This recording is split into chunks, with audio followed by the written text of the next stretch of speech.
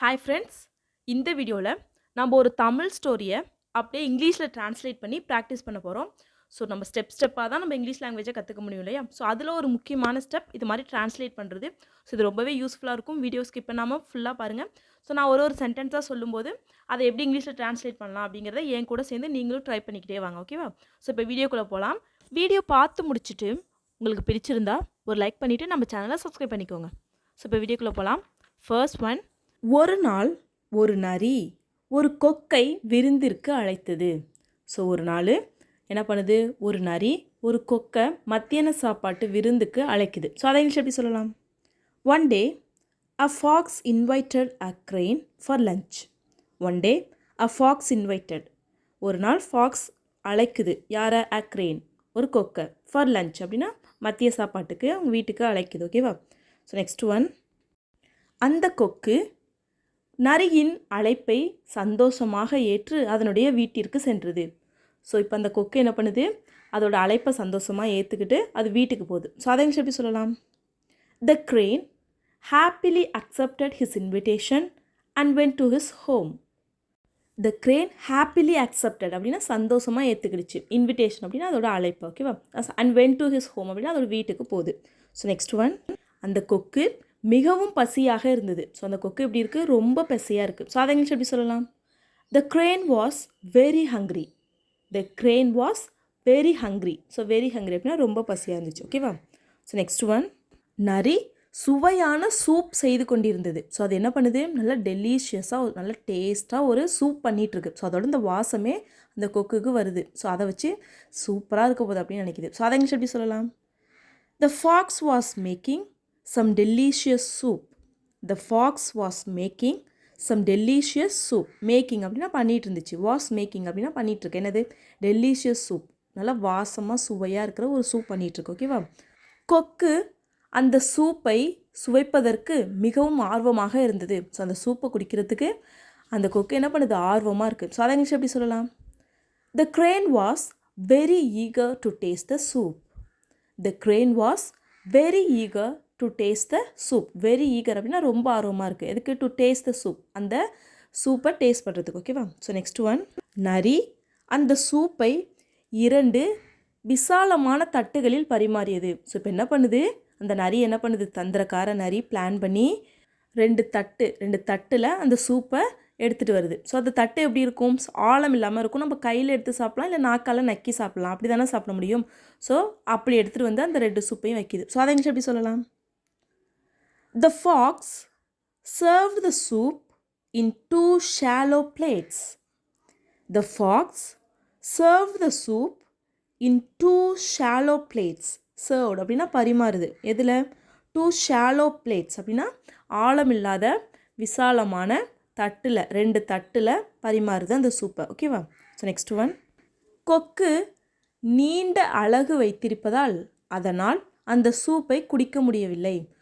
So கொக்குக்கு எப்படி இருக்கும், மூக்கு நீளமாக இருக்கும். ஸோ அதை அழகுன்னு சொல்லுவோம். ஸோ அதை வச்சுட்டு அதால் இப்படி பறந்த அந்த பிளேட்டில் அதை வச்சுட்டு அதால் சாப்பிட முடியல, அந்த சூப்பை அதால் குடிக்க முடியல, ஓகேவா? ஸோ அதை எங்கே எப்படி சொல்லலாம்? த crane couldn't drink the soup as it has a long beak. The crane couldn't drink the soup as it has a long beak. So beak அப்படின்னா அழகு, அதான் அதோட வாய், இப்படி மூக்கு இருக்கு இல்லையா? ஸோ அதான் beak, ஓகேவா? So the crane couldn't drink, அதால் குடிக்க முடியல. ஏன்? as it has a long beak, அதுக்கு நீளமான அழகு இருந்ததுனால அந்த பிளேட்டில் அதால் அந்த சூப்பை குடிக்க முடியல, ஓகேவா? So next one. அதனுடைய அழகின் நுனியை மட்டுமே நனைக்க முடிந்தது. ஸோ அதால் அந்த சூப்பை குடிக்க முடியல. அது என்ன பண்ண முடிஞ்சிச்சு, ட்ரை பண்ணுது அப்பயே குடிக்கிறதுக்கு. அதால் என்ன பண்ண முடிஞ்சிச்சு, அதனுடைய மூக்கினுடைய நுனி, அந்த அழகோட நுனியை மட்டும்தான் அதால் நனைக்க முடிஞ்சிச்சு. ஸோ அதை எப்படி சொல்லலாம்? All he could do was to wet the end of his beak.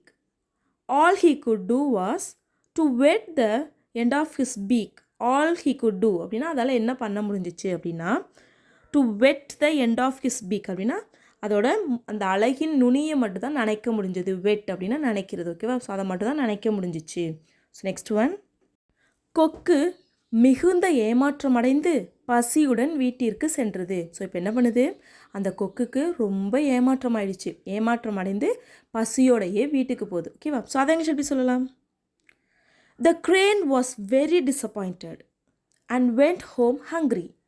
The crane was very disappointed and went home hungry. Very disappointed அப்படின்னா ரொம்ப ஏமாற்றம் ஆயிடுச்சு. Went home hungry அப்படின்னா பசியோடைய ஹங்கிரினா பசியோடைய வீட்டுக்கு போகுது. ஓகேவா? ஸோ நெக்ஸ்ட் ஒன், கொக்கு அந்த நரிக்கு பாடம் கற்பிக்க முடிவு செய்தது. ஸோ இப்போ என்ன பண்ணுது, அதுக்கு ஒரு நல்ல பாடம் சொல்லி தரணும் அப்படின்னு சொல்லிட்டு முடிவு பண்ணுது. ஸோ அதை எப்படி சொல்லலாம்? The crane decided to teach the fox a lesson. The crane decided to teach the fox a lesson. ஓகேவா? லெசன் அப்படின்னா பாடம் கற்பிக்க. டீச் அப்படின்னா கற்பிக்கிறது.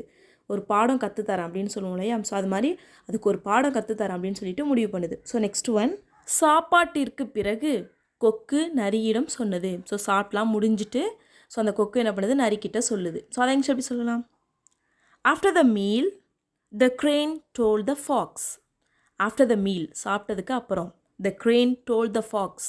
கொக்கு நரிக்கிட்ட சொல்லுது. என்ன சொல்லுது? நெக்ஸ்ட் ஒன், என்னை மத்திய சாப்பாட்டிற்கு அழைத்ததற்கு நன்றி. ஸோ என்னை சாப்பாட்டுக்கு கூப்பிட்டதுக்கு ரொம்ப நன்றி அப்படின்னு சொல்லுது. ஸோ அதை எப்படி சொல்லலாம்? Thank you for inviting me for the lunch. Thank you for inviting me for the lunch. Thank you அப்படின்னா நன்றி. எதுக்கு? For inviting me for the lunch. மத்திய சாப்பாட்டுக்கு என்னை அழைத்ததுக்கு நன்றி அப்படின்னு சொல்லுது. ஸோ நெக்ஸ்ட் ஒன் என்ன சொல்லுது? நாளை நீ ஏன் என் வீட்டிற்கு மத்திய உணவிற்கு வரக்கூடாது? நாளைக்கே நீ ஏன் வீட்டுக்கு மத்திய சாப்பிட்ற லஞ்சுக்கு வரக்கூடாது அப்படின்னு சொல்லிட்டு கேட்குது. ஸோ அதை எப்படி கேட்கலாம்? Why don't you come to my place for lunch tomorrow? Why don't you come to my place for lunch tomorrow? Why don't you come to my place? நீ ஏன் என் வீட்டுக்கு வரக்கூடாது, என் இடத்துக்கு வரக்கூடாது? for lunch, லஞ்சுக்கு. டுமாரோ, நாளைக்கு நீ ஏன் என் வீட்டுக்கு வரக்கூடாது லஞ்சுக்கு அப்படின்னு சொல்லி கேட்குது. ஓகேவா? ஸோ நெக்ஸ்ட் ஒன், நான் உனக்காக சுவையான சூப் செய்கிறேன். நான் உனக்காக சுவையாக சூப் செய்கிறேன், நீ வா அப்படின்னு சொல்லி கூப்பிடுது. ஸோ அதை எப்படி சொல்லலாம்? I'll make delicious soup for you. I'll make delicious soup for you. நான் உனக்கு சுவையான சூப் செய்கிறேன் அப்படின்னு சொல்லுது. ஸோ நெக்ஸ்ட் ஒன், மறுநாள் நரி சந்தோஷமாக கொக்கின் வீட்டிற்கு சென்றது. ஸோ மறுநாள் என்ன பண்ணுது, அந்த நரி சந்தோஷமாக விருந்துக்கு போகுது. ஸோ அதை எப்படி சொல்லலாம்? The next day, the fox happily went to the crane's house. The next day, the fox happily went to the crane's house. Happily went அப்படின்னா சந்தோஷமாக போகுது. எங்கே? to the crane's house. கிரேனோட வீட்டுக்கு, கொக்கோட வீட்டுக்கு போகுது. ஓகேவா? ஸோ நெக்ஸ்ட் ஒன், கொக்கு சுவையான சூப் செய்து நீளமான கழுத்துடைய 2 பாத்திரத்தில் பரிமாறியது. ஸோ இப்போ என்ன பண்ணுது, இந்த கொக்கும் அதே மாதிரியே சூப்பராக ஒரு சூப் செஞ்சு கழுத்து நீளமாக இருக்கக்கூடிய ஜக்கு ஜார்லாம் இருக்கும் இல்லையா? ஸோ அது மாதிரியான ஒரு பாத்திரத்தில் சர்வ் பண்ணுது. ஸோ அதை எப்படி சொல்லலாம்? The crane prepared some delicious soup and served it in 2 long-necked jars. The crane prepared some delicious soup அப்படின்னா சுவையான சூப் செய்து crane. ஓகேவா? served it in 2 long-necked jar அப்படின்னா நீளமான கழுத்துடைய ஜாரில் சர்வ் பண்ணுது. ஓகேவா? ஸோ நெக்ஸ்ட் ஒன், இப்படி ஒரு நீளமான குடுவையில் எப்படி சூப்பை குடிப்பது என்று வியந்து பார்த்தது நரி. இப்போ அந்த நரி என்ன பண்ணுது, என்னடா இப்படி இருக்கே, இதில் எப்படிடா அந்த சூப்பை குடிக்கிறது அப்படின்னு சொல்லிட்டு வியந்து பார்த்துட்ருக்கு. ஸோ அதை எப்படி சொல்லலாம்? Now the fox wondered how to drink the soup from such a tall jar. Fox wondered அப்படின்னா வியந்து பார்க்குது. ஸோ என்னது வியந்து பார்க்குது? How to drink the soup from such a tall jar. இப்படி ஒரு டால் ஜார் அப்படின்னா நீளமான அந்த ஜாரில் எப்படி சூப்பை குடிக்கிறது, how to drink the soup அப்படின்னு சொல்லிட்டு வியந்து பார்க்குது. ஓகேவா? ஸோ த ஃபாக்ஸ் வண்டர்னா வியந்து பார்க்குறது. ஸோ நெக்ஸ்ட் ஒன், கொக்கு வேகமாக அதனுடைய சூப்பை குடித்து முடித்தது. ஸோ இப்போ கொக்கு என்ன பண்ணுது, வேகமாக அதுக்குள்ள சூப்பை குடித்து முடிக்குது. ஸோ அதை எப்படி சொல்லலாம்? The crane quickly finished his soup. The crane quickly finished அப்படின்னா வேகமாக குடிச்சு முடிச்சிட்டு his soup, அதோட சூப்பை. ஓகேவா? ஸோ நெக்ஸ்ட் ஒன், ஆனால் நரியின் வாயால் சூப்பை எட்ட முடியவில்லை. ஸோ ஆனால் அந்த நரியோட வாயால் அந்த சூப்பு இருக்கிற இடத்த போய் ரீச் பண்ண முடியல. ஓகேவா? ஸோ அதை எப்படி சொல்லலாம்? But the fox mouth couldn't reach the soup. But the fox's mouth couldn't reach the soup. So the fox's mouth அப்படின்னா நரியோட வாய், couldn't reach the soup அப்படின்னா அந்த சூப்பை எட்ட முடியல. ஓகேவா? ஸோ நெக்ஸ்ட் ஒன், நரி நல்ல பாடத்தை கற்றுக்கொண்டு பசியுடன் வீட்டிற்கு சென்றது. ஸோ இப்போ நரி என்ன பண்ணுது, ஒரு நல்ல பாடம், இப்படி தப்பு பண்ணக்கூடாது அப்படிங்கிற ஒரு பாடத்தை கற்றுக்கிட்டு பசியோட வீட்டுக்கு போகுது. ஸோ அதை எப்படி சொல்லலாம்? The fox learned his lesson and went home hungry. The fox learn his lesson அப்படின்னா அதோட பாடத்தை கற்றுக்கிட்டு அண்ட் வெண்ட் ஹோம் வீட்டுக்கு போகுது. ஹங்க்ரி அப்படின்னா பசியோட வீட்டுக்கு போகுது. ஓகேவா? So that's all friends. ஸ்டோரியை ஃபுல்லாக லிசன் பண்ணியிருப்பீங்க. ஸோ இந்த ஸ்டோரியிலேருந்து உங்களுக்கு என்ன தோணுது அப்படிங்கிறத உங்கள் ஒப்பீனியனை மறக்காமல் கமெண்ட் பண்ணுங்கள். நல்ல ப்ராக்டிஸாக இருக்கும். ஸோ வீடியோ பிடிச்சிருந்தா லைக் பண்ணுங்கள், ஷேர் பண்ணுங்கள், கமெண்ட் பண்ணுங்கள். மறக்காமல் நம்ம சேனலை சப்ஸ்கிரைப் பண்ணிக்கோங்க. தேங்க்ஸ் ஃபார் வாட்சிங். Happy learning guys.